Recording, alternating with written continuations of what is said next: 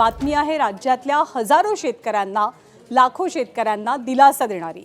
30 जूनच्या आधी कर्जमाफी शेतकऱ्यांची केली जाईल असं आश्वासन सरकारच्या वतीनं देण्यात आलेलं होतं आणि एक प्रकारे ते आश्वासन सरकारनं पूर्ण केल्याचं चित्रही पाहायला मिळतंय। शेतकऱ्यांचं 2 लाखांपर्यंतचं कर्ज सरकार माफ करणार आहे। सोबतच नियमित पीक कर्ज भरणारे जे शेतकरी आहेत त्यांना 50,000 रुपयांचा प्रोत्साहन निधी सुद्धा दिला जाणार आहे।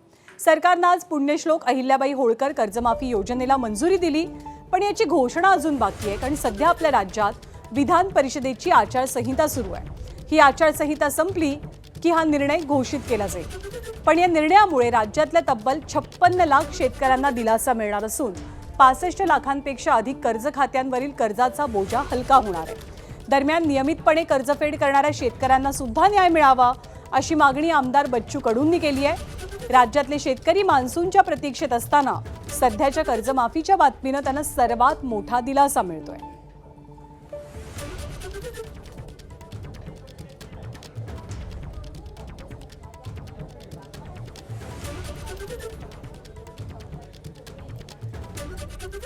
$65 लाखांपेक्षा अधिक कर्ज खात्यांवरचं कर्ज माफ होणार आहे। कर्जमाफीला सशर्त मंजुरी मिळाली आहे, पण आचारसंहिता सुरू असल्यामुळे अद्याप घोषणा झालेली नाहीये, पण मंत्रिमंडळानं निर्णय घेतलाय।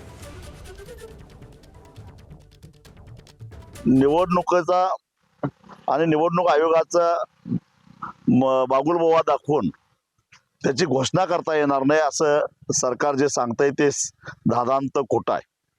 एक मुळामध्ये या निवडणुकीत जे मतदार आहेत त्या मतदारांच्यावर प्रभाव टाकण्यासारखा त्यांना लाभच होणार नाही या कर्जमाफीचा, तर मग प्रभाव कसा काय पडणार? शेतकऱ्याच्या कर्जमाफीची लढाई आम्ही जिंकली, पण त्याच्यामध्ये प्रोत्साहन निधी जे 50,000 आहे ते सरकारनं 1 लाख करावी याच्यासाठी बच्चूकडूचा लढा कायम राहील।